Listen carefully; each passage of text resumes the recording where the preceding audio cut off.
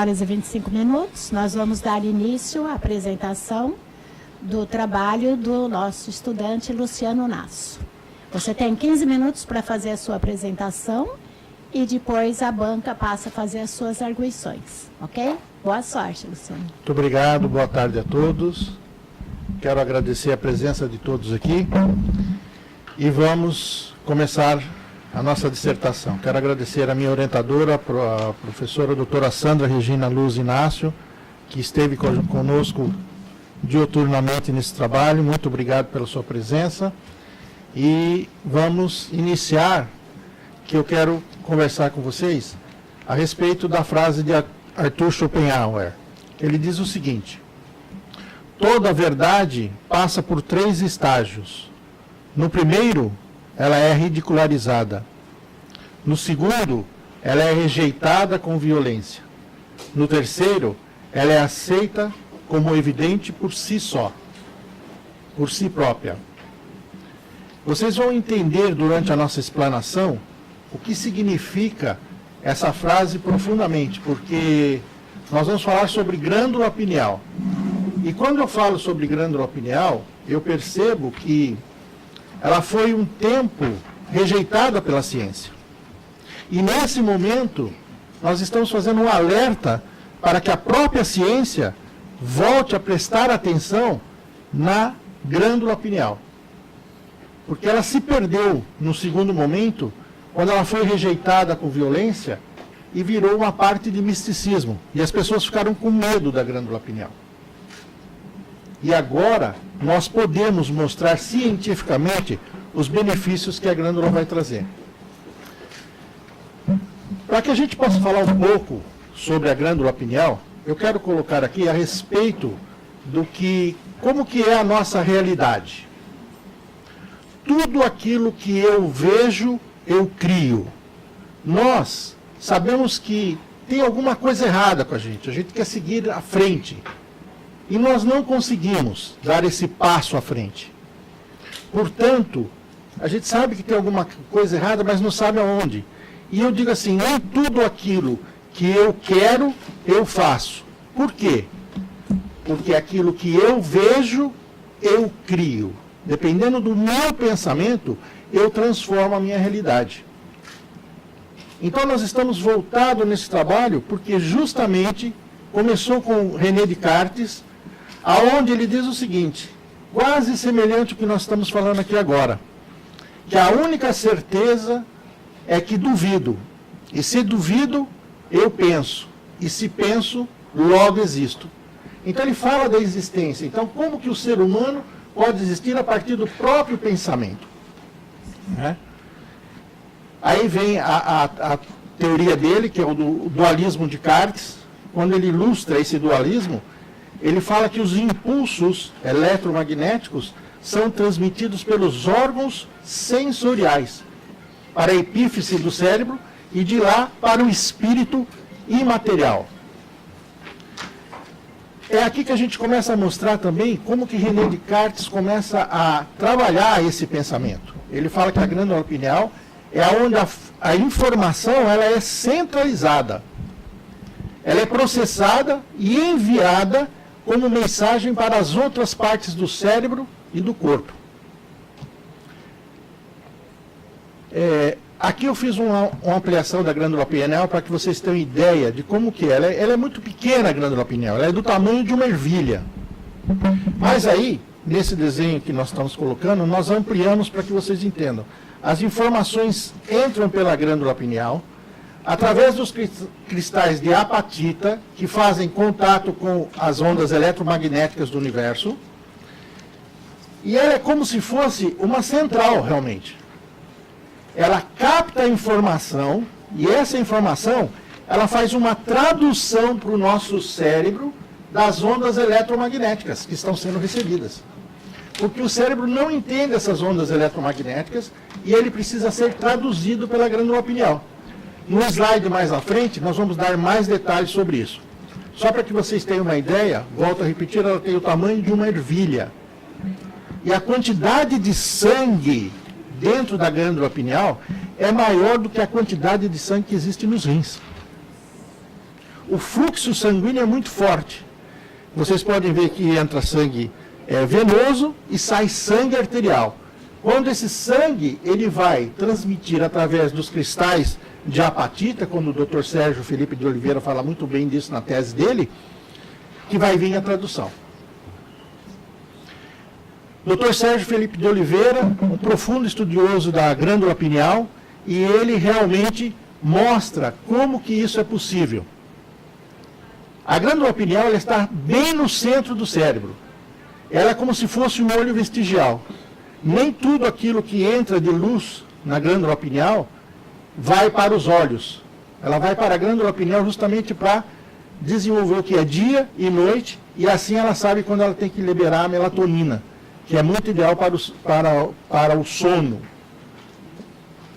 Bom, qual foi o problema? Quais seriam as estratégias que melhor se adequam ao estudo da mudança de comportamento, de reprogramação mental, com o ciclo de 28 dias? Essa foi a nossa pergunta que nós começamos o trabalho.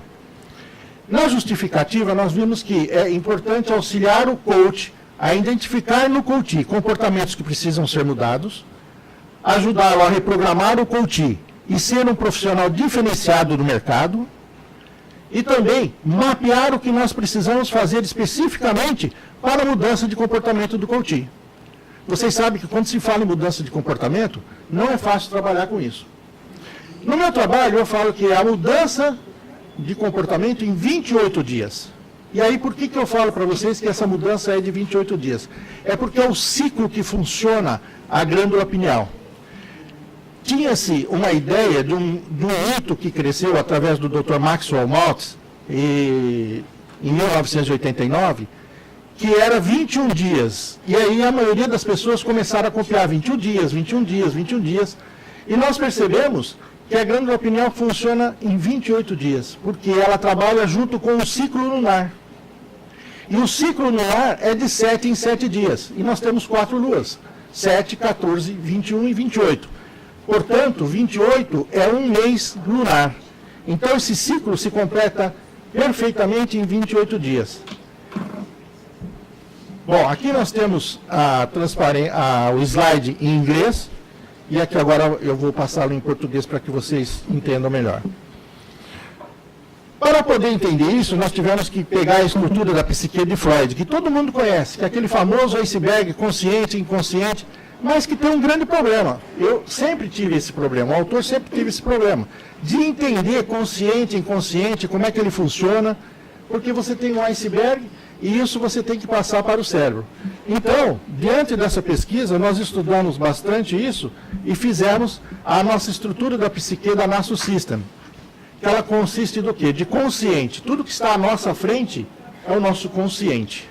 Ok? O subconsciente, ele começa a partir da entrada da informação no cérebro até a famosa glândula pineal. E nós demos um apelido para a glândula pineal. Chamamos a glândula pineal de GPS. Por incrível que pareça, é glândula pineal sensorial. Porque além de ser uma glândula que ela emite um hormônio, ela trabalha com as portas da percepção. Que realmente vem trazer para a gente os 5 sentidos. Então a glândula pineal ela vai passar pelas sinapses, os neurônios, vai formar os mapas, vai vir o inconsciente e o inconsciente coletivo. Depois entra em sono REM e vem o sono mais profundo e a perda da consciência corporal. Então é assim que nós vemos a estrutura da psique. Portanto, acredito que isso deu uma explicação muito melhor para os coaches quando eles passam a entender esse processo, que eles têm que passar por essas situações também. Aqui também nós fizemos uma outra reconsideração com relação ao aprendizado do ser humano. Também reestruturamos a forma de aprendizado porque era muito difícil de se entender. Então, como vocês estão vendo, nós temos aí consciente, subconsciente, a glândula pineal e o inconsciente. E aí no aprendizado se diz assim, que eu tenho a incompetência consciente. Não sei que não sei. Depois eu tenho a incompetência consciente, você sabe que não sabe.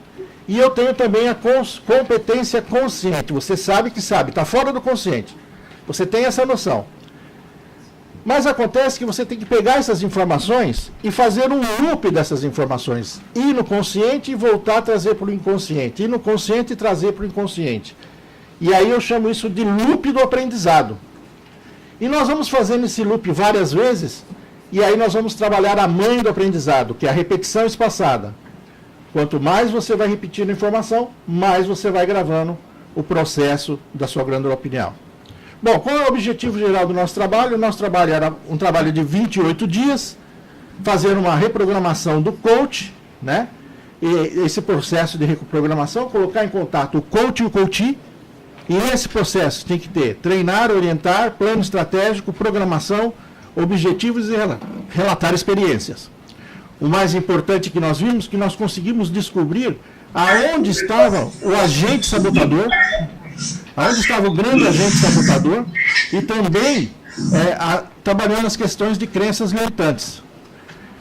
Muito bem, a estratégia de levantamentos de dados nós fizemos através de uma plataforma, onde começaram 21 pessoas e começaram 29 pessoas.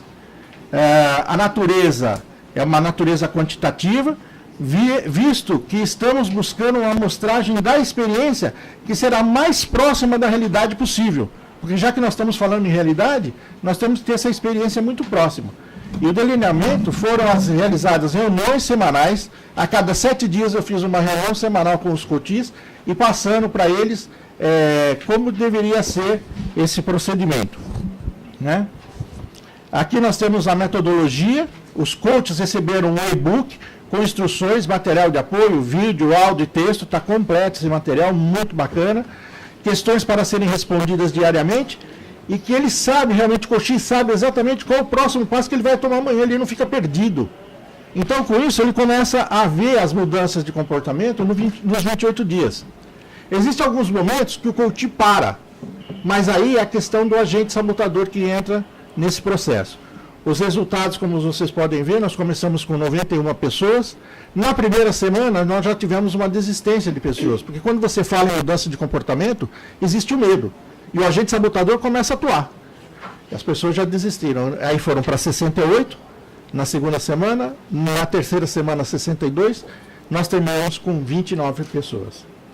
Mas a coisa interessante dessa pesquisa, e que me deixou muito surpreso, eu quero falar antes dos resultados. Nós tínhamos uma escala de 1 a 10, para dizendo para ele, como é que você está se sentindo hoje? O que está mudando hoje, durante os 28 dias? Então eles iam pontuando essa escala. E dessa pontuação, nós conseguimos chegar a esse resultado. Se os senhores observarem como está essa mudança, ela é bem interessante. Aqui eu agrupei em números de 2, notas de 1 a 10, agrupados em números de 2. E nós tivemos pessoas com notas 5 e 6, 7, se vocês olharem na 4ª semana, no resultado final, vocês vão ver que 7 pessoas nos deram nota de 5 a 6. Pelos resultados que estavam alcançando. 17 pessoas, 7 a 8. 6 pessoas, de 9 a 10. Então, os que fizeram, se propuseram fazer e seguir exatamente o que nós estávamos falando, realmente tiveram um resultado mais interessante. Agora aqui, nesses estudos, eu resolvi fazer uma demonstragem em porcentagem, que é muito interessante. O que acontece nessa porcentagem? Se vocês olharem, existe nesse processo um desenvolvimento pessoal, onde realmente o coach, se vocês olharem na linha 5-6, a nota 5-6 de 23%, ela passa para 58% e depois 19%. Se nós somarmos as últimas 2 linhas aí, vejam só que interessante. 77% de resultado positivo. Eu acho isso fantástico e me surpreendeu bastante. Vejam bem, 70% das pessoas saíram do processo, pararam. Só que se os senhores observarem, o 70% meu está em azul. Por quê? Porque teve um agente sabotador que atuou em cima desse processo. Embora o resultado pareça negativo, ele contribuiu bastante para que ele identificasse exatamente onde está o agente sabotador e trabalhar em cima desse coach e, posteriormente, ele retornar a fazer o processo para que ele realmente tenha o retorno que ele precisa nessa mudança de comportamento. Bom, as nossas considerações finais e recomendações são as seguintes. A metodologia nossa ajudará a identificar dificuldades que serão encontradas no processo de coaching. Auxiliará o coachee a entender claramente qual é o próximo passo. Propiciará a facilidade do coachee a atingir o seu objetivo final. E a metodologia se provou eficaz, dando que 77% dos seus participantes, no final de 28 dias, se autoavaliaram com notas acima de 7, em uma escala de 0 a 10. A metodologia sofreu diversos ajustes ao longo do desenvolvimento desse trabalho, e a recomendação proposta é que aprimorar o sistema para que ele possa automatizar os relatórios e criar um histórico do coachee para o coach. Aí estão as nossas referências bibliográficas, que os senhores podem verificar.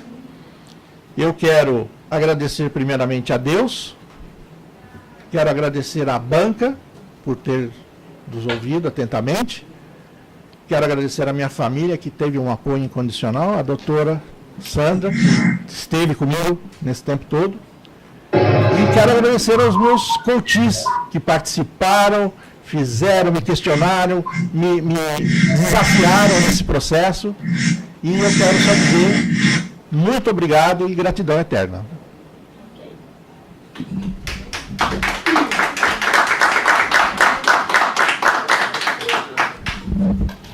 Muito bem, vamos passar agora então às considerações da banca.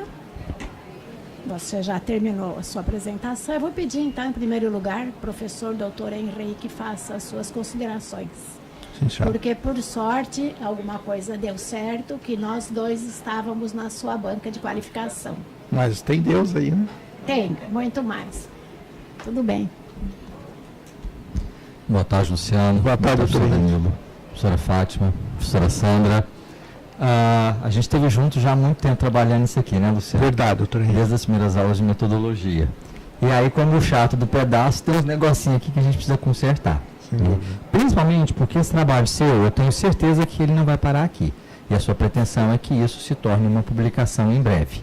Né? Já então, está tem algumas publicado. alterações que nós precisamos fazer para você estar com uma qualidade ainda melhor.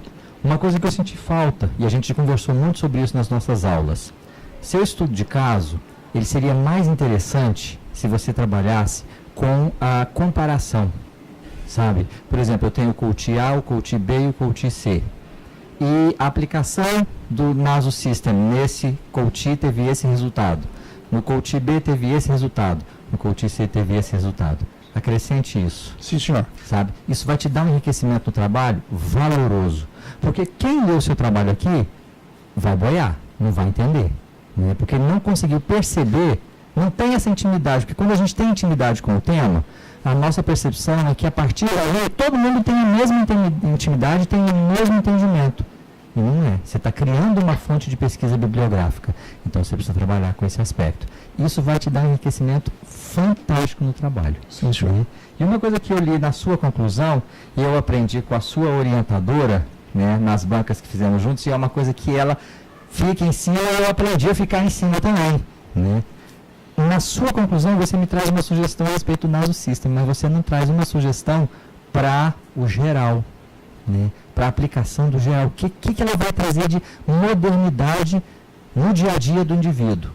Né? Você fala do sistema, você fala da mudança de comportamento, mas qual a efetividade dessa mudança? Qual a contribuição? Você sabe, mas você não pôs aqui. Né? Eu sei que você sabe, porque a gente já conversou muito sobre isso. Já. Então você precisa trabalhar esses. Eu acho que se você trabalhar esses 3 aspectos, seu trabalho está 10. Parabéns, porque você é um apaixonado por isso que você Sou. faz.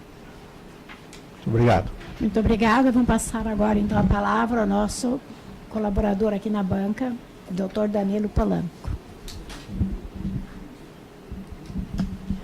Parabéns pelo seu trabalho. Muito obrigado. Um trabalho muito interessante, mas tem muitos nós soltos aí que precisamos consertar. Porque você entra na área da neurociência, entra na área médica, entra na área da psicologia e quer trazer tudo para o coaching, certo? Sim. Então aqui temos certa dificuldade, porque precisamos especificar coisas dentro do grupo que correspondem. Quando você fala de desenvolver um planejamento para mudança de comportamento, 21 dias, isso é psicologia, isso não é coaching. Não, não é coaching. Estamos de acordo? Então, em certo jeito, tua tese seria mais dirigida para a psicologia que para coaching. Mas, ok. Eu estou falando, tem muita coisa que está meio... teríamos que trazer dentro da mesma perspectiva. Agora, como o coaching não é uma carreira profissional, não é profissão, o coaching é considerado como uma técnica, uma ferramenta dentro da psicologia. Então, se der um enfoque desse ponto de vista, vendo a coaching como uma ferramenta dentro da psicologia, encaixaria bem a mudança de comportamento no processo Luciano. Mas se vai apresentar somente como do ponto de vista do coaching, então para a psicologia não tem sentido. Entendeu? Porque a mudança de comportamento é o problema da psicologia, do fato que ainda a psiquiatria não entra na mudança de comportamento. A psiquiatria se limita a trabalhar com a sintomatologia dos problemas emocionais, sim, não com o problema mesmo, por isso passa para o psicólogo. Entendeu? Então eu acho que seria muito bom se puder fazer essa conexão aí entre apresentando o coaching como uma ferramenta dentro da psicologia, então como uma ferramenta dentro da psicologia apresento planos de tratamento de 21 dias para mudança de comportamento, entendendo que não toda pessoa vai mudar comportamento em 28 dias.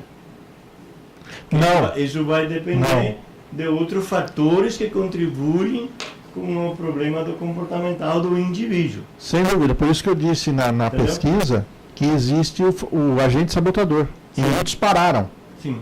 Mas aí o senhor vê depois a migração do pessoal para processos que completaram os 28 dias tiveram um resultado positivo. Sim. Você tem um trabalho maravilhoso.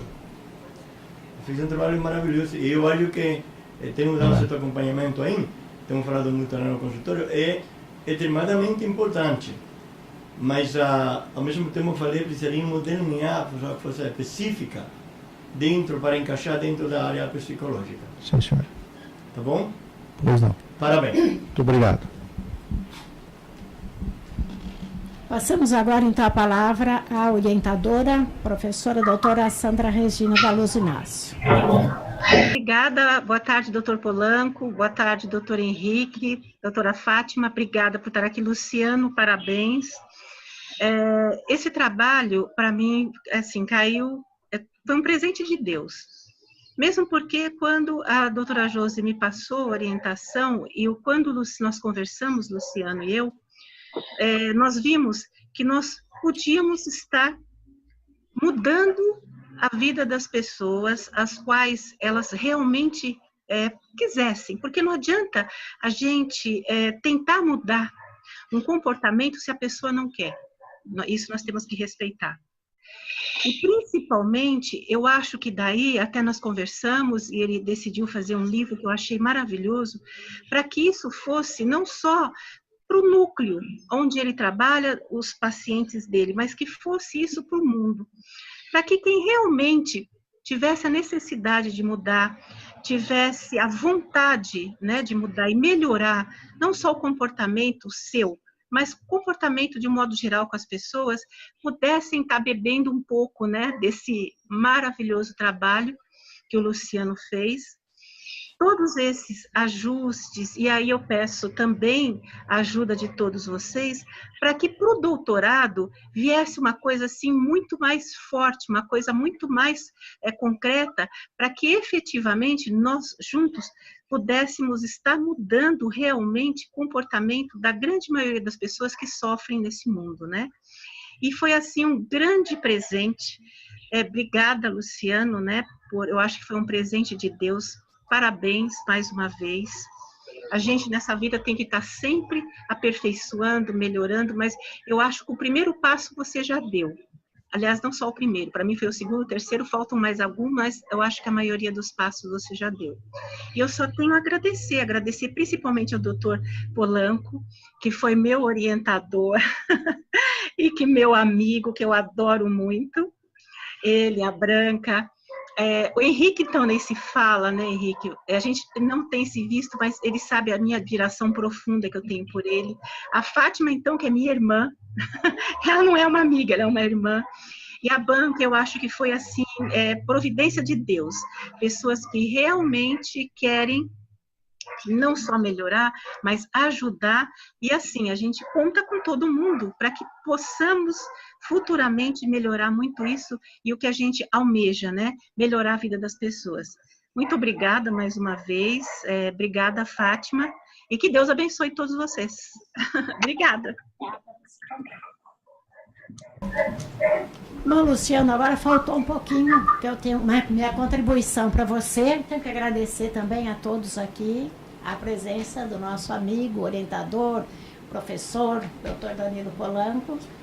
E, na minha opinião, o seu trabalho, eu acho que ele foi muito bem colocado, porque o trabalho de mestrado, a gente sabe que o aluno tem que provar que sabe pesquisar. E você fez isso com muita maestria. Muito obrigado. Claro que eu considero algumas coisas que o doutor Polanco falou, mas podem ser aplicadas por seu trabalho de doutorado, porque você vai continuar esse trabalho. Sem dúvida. Nós fizemos a banca de mestrado, temos aqui também o professor Wilson Nascimento, que está aqui junto, que ele fez parte da nossa banca. E eu tive a oportunidade de anotar o que foi pedido na sua banca e você atendeu todos os requisitos da qualificação. Procurei atender todos. Você colocou tudo o que foi exigido e hoje está aqui apresentando. Sim, senhora. Então, na minha opinião, tudo que você colocou está de acordo, tanto que eu nem comentei muito, o trabalho está bem estruturado. Se você pesquisou todas as áreas, e a gente sabe, nós falamos até na qualificação que, claro que não dá para colocar todos os vieses, mas a glândula pineal está ligada à espiritualidade. Então, tem uma série de outras coisas que vão mexer com a vida do ser humano. Sem dúvida. Né? Que nós tivemos a oportunidade, agora há pouco, de ver uma apresentação de uma estudante que também foi muito bom, que ela une físico, o espiritual e... Como é que foi o outro? Esqueci. Ela une os 3 lados, também não dá para você trabalhar um lado isolado. Se a senhora me permitir uma parte, eu acredito que o ser humano, ele é composto de corpo, isso, identidade, a parte mental, a parte das emoções e o espiritual. Tá vendo? É aí que está fundamentada essa base. Então, eu tenho que dar os parabéns. Eu acho que com isso você consegue mudar muito a vida das pessoas. Claro que considerando, como a professora Sandra falou, todos nós sabemos que quem tem que dar o primeiro start é o envolvido. Se ele não fizer nada, não tem 25, 28, 30, a vida toda que você não vai conseguir fazer nada. E a gente não pode interferir como coach. Jamais. Eu deixei isso bem à vontade e deixei quem queria desistir, desistiu. Sim, não, é um belo exemplo. Eu, então, agradeço a todos. Eu vou pedir agora para que vocês se retirem um pouquinho, para a gente poder conversar e voltamos a falar sobre o você. Gratidão eterna. Muito obrigado. Muito bem, Luciano. Estamos aqui, eu vou ficar até em pé, porque a banca conversou. A gente não sabe o que acontece. Conversamos com a sua orientadora aqui, meio particular, e todos, em comum acordo, concordamos que você deve ser aprovado e foi aprovado com a nota máxima 4. Parabéns! Venha receber os nossos cumprimentos. Obrigado.